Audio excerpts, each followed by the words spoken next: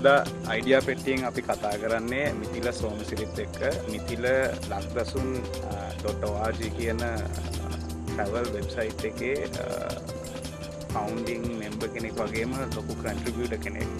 ඉතින් අපි එයාගෙන් අහලා බලමු මොකද්ද මේ වෙබ්සයිට් එක මොකද්ද මේ වෙබ්සයිට් එක කියන්නේ ඒ වගේම ඒක ගැන වැඩිදුර විස්තර.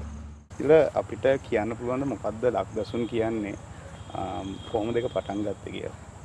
හරි ඇත්තටම lakdasun කියන්නේ ගොඩක් කට්ටිය ප්‍රශ්නයක් වම අපි කියන්නේ lakdasun කියන්නේ virtual community එකක්. ඒ කියන්නේ එක වගේ අදහස් සහ එක වගේ ඉන්ට්‍රස්ට් තියෙන කට්ටියක් එකතු වෙලා ඉන්න virtual තැනක්. ඒ කියන්නේ ඒක අපිට ඇත්තටම නැහැ කිසිම මේ සාමාන්‍ය සමිතියක් සමාගමක් ඒ වගේ අපිට ඔෆිස් එකක් නැහැ. අපිට මේ කිසිම මේ රෙජිස්ට්‍රේෂන් එකක් ඒ වගේ මුකුත් නැහැ. ඉතින් ඒක ඇත්තටම මේ එක වගේ අදහස් තියෙන එක වගේ කැමැත්ත තියෙන කට්ටියක් එකතු වෙලා ඉන්න තැනක්. එච්චරයි. මම හිතන්නේ ඊට වැඩිය දෙයක් නැහැ එතන. පටන් ගත්තේ lakdasun පටන් ගත්තේ ඇත්තටම ඉතින් දැන් ඇත්තටම අපි කීප දෙනෙක් නිතරම ඇවිදිනවා එහෙම යනවා එක මේ පින්තූර ගන්න පොඩි ආසාවකුත් තිබුණා. ඉතින් ඒකින්ද ගොඩක් ඇවිදිනවා. ඉතින් ඔය ඇවිදිද්දි තියෙන එක ප්‍රධානම ප්‍රශ්නයක් තමයි මේ හරියට විස්තරයක් හොයාගන්න අමාරුයි. දැන් හැමෝම නිතරම දකින්න යන තැන් ටික ඇරුණම ඊට වැඩිය තැනකට හරි නැත්නම් වෙනස් තැනකට නැත්නම් අලුත් තැනකට යන්න අවශ්‍ය කරන විස්තර හොයාගන්න එක හරිම අමාරුයි. ලංකාවේ ඒ වගේ තැන් හුඟක් තියෙනවා. ඒ කියන්නේ ස්වාභාවික පැත්තෙන් ගත්තත් natural sites කියලා කියන්නේ ස්වාභාවික පැත්තෙන් ගත්තත් එහෙම නැත්නම් සංස්කෘතික ආගමික ඒ වගේ තැන් වල ගත්තත් නැත්නම් පෞරාණික වැදගත්කමක් තියෙන තැන් ඔය කොහොම ගත්තත් එහෙම නැත්නම් කඳු නගින්න ඒ වගේ අවශ්‍යතා ඕන වැඩකට හුඟක් තැන් තියෙනවා. හැබැයි ඒවා දන්නෝ දනිති. යන අය දන්නවා. ඉතින් හැමෝම ඕක මුල ඉඳන් ආයි බිඳුවෙන් පටන් අරගෙන හොයාගෙන එහෙම තමයි යන්න ඕන. ඉතින් ඕක තමයි පළවෙනිම අදහස. මේක ඉතින් දැන් අපි වගේ යන තව ගොඩක් කට්ටිය ඇතිනේ.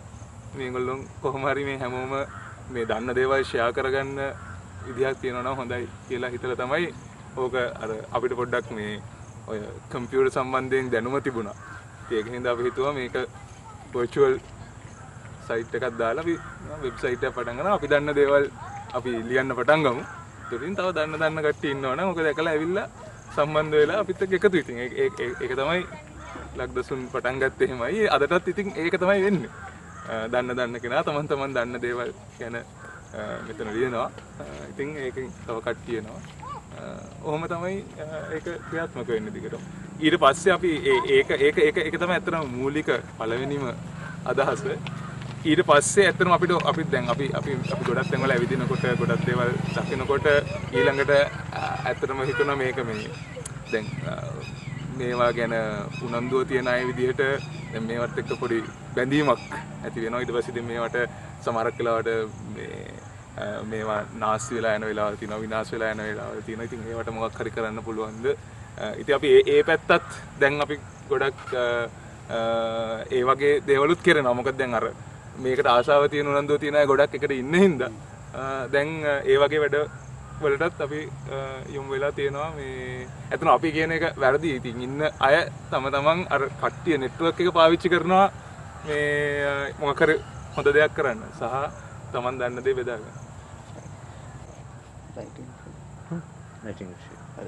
මිතිල තව දෙයක් කියන්න අපිට දැන් අපි පටන් ගත්ත හැටි කතා කරා. ඒ වගේම කොයි අවුරුද්දද මේක පටන් ගත්තේ? ඒ වගේම මේ අපි දන්නවා දැන් ඕන කෙනෙක් වෙබ්සයිට් එකක් පටන් ගනිද්දී පොඩි තියෙන සැකයක් මේක කවුරු හරි දැනගනීද කොහොමද මේක මිනිස්සු දැනගන්නවද කොහොමද ඔයගොල්ලෝ කොහොමද අදහසක්ද තිබ්බේ මේක සයිට් එක ලොන්ච් කරද්දී? අර අපි දන්නවා එහෙම යන කට්ටිය ඉන්නවා කියලා යාළුවෝ එහෙම ඉන්නවා. නමුත් දැන් අපි දන්නවා මේ වෙබ්සයිට් එක ෆලෝ කරන ගොඩාක් දෙනෙක් ඉන්නවා. ඒ වගේම කන්ට්‍රිබියුට් කරන අයත් ගොඩක් ඉන්නවා. ඉතින් කොහොමද මුලින් තිබ්බ හැඟීම මේක ලොන්ච් කරද්දි දැන් කොහොමද ඒ තියෙන තත්ත්වය? මේක පටන් ගත්තේ කොයි කාගේ අතරම හරියට මතක නැහැ. මං හිතන්නේ අවුරුදු 5ක් 6ක් ඇති. 5ක් 6ක් සමහරට ඊටත් වැඩි පොඩ්ඩක් වැඩිද මන්ද. අද වෙනකන් අපි මේක තියෙනවා මේක ගැන මේ කිසිම මේ ප්‍රචාරණයක් පබ්ලිසිටි හරි ඇඩ්වර්ටයිසින් ඒ වගේ දෙයක් කොහෙත්ම කරලා නැහැ. සතවක්වත් ඒකට වියදම් කළත් නැහැ. ඉතින් මුලින්ම කරේ කට්ටිය එකතු වුණා. හරි මෙහෙම එකක් හදමු කියලා හිතුවා. දන්න ටික ලිව්වා දැම්මා. ඉතින් දාලා හිටියා. ඉතින් Google තමයි ඉතින් එතනින් එහා පැත්තට ඔක්කොම කට්ටිය ගෙනාවේ. ඒ වගේම ඉතින් තව අවසාන වශයෙන් වගේ අහන්න දෙයක් තියෙනවා. ඒ කියන්නේ ඔවත් නේචර් ලවර් කෙනෙක් හැටියට දැන් අපි දන්නවා ලංකාව කියන්නේ ගොඩක් යන්න තැන් තියෙන ගොඩක් බහුල තියෙන රටක්. ඒ කියන්නේ මට ලක්දසුන් දැක්කම ඒක තේරෙනවා කට්ටිය ගිහින් ට්‍රිප් රිපෝට්ස් දාන ඒවා ඒ ඔක්කොම.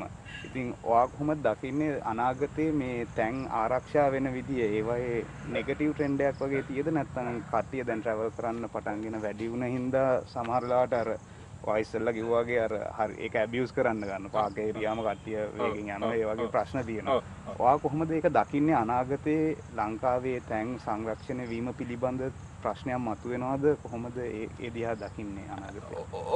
ඕක හරියට මේ ඩිබේට් කරන්න පුළුවන් පොයින්ට් එකක්. ඒ කියන්නේ අපි කියමු ලස්සන තැනක්, ලස්සන දියැලක් තියෙනවා නම්, ලස්සන කැලයක් තියෙනවා නම් නැචරල්ම වෙන්න ඕනේ නැහැ. අපි පරණ අපේ මොකක් හරි සිද්ධ ස්ථානයක් හරි මොකක් හරි තියෙනවා නම් මේක රැක ගැනීමේ හොඳම ක්‍රමය මේක වහලා තියාගන්න එකද නැත්නම් මේක ගැන අපි කතා කරලා තව අයට මේක දකින්න සලස්සන එකද කියන එක. මම හිතන්නේ දෙවෙනි එක. ඒක තමයි ඉතින් මේවා අපි ඒක ගැන විශ්වාස කරන හින්දා තමයි එහෙම කරන්නේ. අපි හිතන්නේ නෑ දේවල් දකින්න සහ ඒ ගැන අවයා වෙන දැනුවත්කම ඇති වෙන තරමට තමයි ඒක රැකෙන්නේ. දැන් අපි හොඳටම දන්නවා අපේ පාක් එක නැෂනල් පාක් එකකට මේ වනෝද්‍යානයකට ගත්තොත් එහෙම ඒකට කවුරුත් යන එක නතර වුණොත් එහෙම අනිවාර්යයෙන්ම එතන වෙන්න පුළුවන් නරක වැඩ ටික පටන් ගන්නවා. සත්තුන්ට වෙඩි තියෙන එක හරි ගස් ටික කපන එක හරි ඒවා වෙනවා. හැබැයි නිතරම අපි යනවා නම් ඒවා යම්කිසි තරමකට නතර වෙනවා. ඊට අමතරව දැන් අපිට පුළුවන් නම් හැමෝටම අදහසක් දෙන්න මේක වැදගත් දෙයක්. මේක හොඳයි. මේක ගිහින් බලන්න. හැබැයි මෙන්න මේ විදිහට මෙන්න මේවා කරන්න එපා. මෙන්න මේවා කරන්න කියලා මං හිතන්නේ 99% දෙනාට ඒක තේරෙනවා. ඒක තේරෙන්න 100%ක් ඉන්නවා. මේ ඒගොල්ලෝ ගියොත් නම් ප්‍රශ්න ඇති වෙනවා. ඉතින් ඒවට අර නීති රීති අවශ්‍යයි. රෙගියුලේෂන්ස් කියන්නේ රෙගියුලේෂන්ස් අවශ්‍යයි. අර 100%ක් ඉන්න හින්දා මේක මේ අර කිව්වට තේරෙන්නේ නැති කට්ටිය 100%ක් ඉන්නවා. හැබැයි මම හිතන්නේ ඒ 100% එයි කියන බයෙන් ඉතුරු 99%ට මේක වහලා තියෙන එක නම් සාධාරණ නෑ. ඒ වගේ මිදුල තව දෙයක් මම අහන්න කැමතියි. ඒ කියන්නේ ඔයා කිව්වත් වගේ දැන් මේ වගේ වෙබ්සයිට් එකෙන් ගොඩක් කට්ටියව දැනුවත් කරන එක තමයි කරන්නේ. ඒ වගේ ගත්තොත් ඒ කියන්නේ මේ සංරක්ෂණය පිළිබඳ දැන් ලංකාවේ කට්ටිය දැනුවත් කිරීම. ඒ වගේම කට්ටියව ඒ කියන්නේ අපි කියමු පොඩි ළමයට පරිසරය ආරක්ෂා කරගන්න ඕන හැටි ඒ කියලා දෙන එක තව දුරට දියුණු වෙන්න ඕනද? අනිවාර්යෙන්. ඔබ කොහොමද දකින්නේ ඒක? ඒ කියන්නේ මොකද්ද තියෙන්න ඕන සැලැස්ම? මම දන්නවා දැන් මේ වගේ සයිට් එකක් පටන් ගන්න එක ලොකු දෙයක්. ඒ කියන්නේ කට්ටිය අවයනස් වැඩි වෙනවා. ඒ වගේ තව දුරට මොන වගේ ඒවද වෙන්න ඕන කියලා ඔබ හිතන්නේ? මං හිතන්නේ ඉතින් පොඩි කාලේ ඉඳලම ඒ අදහස ඔළුවට දාන්න පුළුවන් නම් හොඳයි.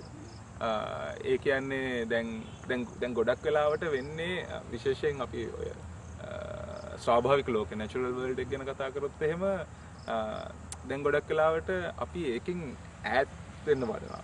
ඒ කියන්නේ දැන් පොඩි ළමයි චූටි එක්කෙනෙක් මාස 2-3 එක්කෙනෙක් සමහරට එළියට දාන්නේ නැහැ ලෙඩ හැදෙයි. විවිධ ප්‍රශ්න. හැබැයි මම දකින විදිහට ඒක හොඳ නෑ. ඒක නෙමෙයි වෙන්න ඕනේ. ඒ පොඩි කාලේ ඉඳලම ගස් සත්තු මොකද මේ අර දැන් අපි බැලුවොත් එහෙම ඇත්තටම සයන්ටිෆිකලි විද්‍යාත්මකව බැලුවත් මිනිහා කියන සත්වයා මිනිහා තාම සතෙක්. අපි මේ අර ජීවය කියන මේ ජාලයේ web of life කියලා කියන්නේ web of life එකේ man is just one strand එක නූලක් විතරයි. දැන් අපි හිතුවොත් එහෙම මේ නූල තනියම ගලවලා අරගෙන ඉන්න පුළුවන් ඉතුරු ඔක්කොම නූල් ටික ගලවලා ඒක වෙන්නේ නැහැ. ඒක වෙන දෙයක් නෙමෙයි. ඉතින් අපි මේ මුළු දැලම ගලවනවා නම් ඉතින් මේකත් එක්කම තමයි ගැලවිලා යන්නේ. ඉතින් ඒක නිසා ඒ අවයානස් එක පණිවිඩය හැමෝටම යන්න ඕනේ. ඒක පුළුවන් තරම් පොඩි කාලේ යන තරමට හොඳයි. මොකද ඒක එතකොට ඇඟේ තියෙනවා. ඉතින් ඒක ඇඟේ තිබුණොත් එහෙම එයා ලොකු වෙනකොට මේ අර අපි කියන්නේ ඒ පිළිබඳ හැඟීමක් තියෙන සෙන්සිටිව් කෙනෙක් බවට පත් වෙනවා. හා මේ මම මේ ගහ කපන්න කලින් එහෙම නැත්නම් මම මෙතන මෙහෙම වෙන්න කලින් කොහොමද මම අඩුම මේ ඉම්පැක්ට් එකකින් ඒ කියන්නේ අඩුම මේ බලපෑමක් ඇති කරලා කොහොමද මම ජීවත් වෙන්නේ කියන එක ගැන කියලා දෙන්න ඕන. ඉතින් මම හිතන්නේ ඒක කියලා දෙන්න ඕන. ඉතින් අපිත් ඇත්තටම දැන් ඔය ලක්දසුන් මාර්ගයේම දැන් අපෙන් සමහරව අහනවා මේ අපිට ඉස්කෝලේකට ඇවිල්ලා පොඩි ප්‍රෝග්‍රෑම් එකක්. ඒ කියන්නේ කිසිම මේක විද්‍යාත්මක කතාවක්වත් මේක මේ ලොකු වර්ක්ෂොප් එකක් ඒ වගේ ලොකු දෙයක් නෙමෙයි.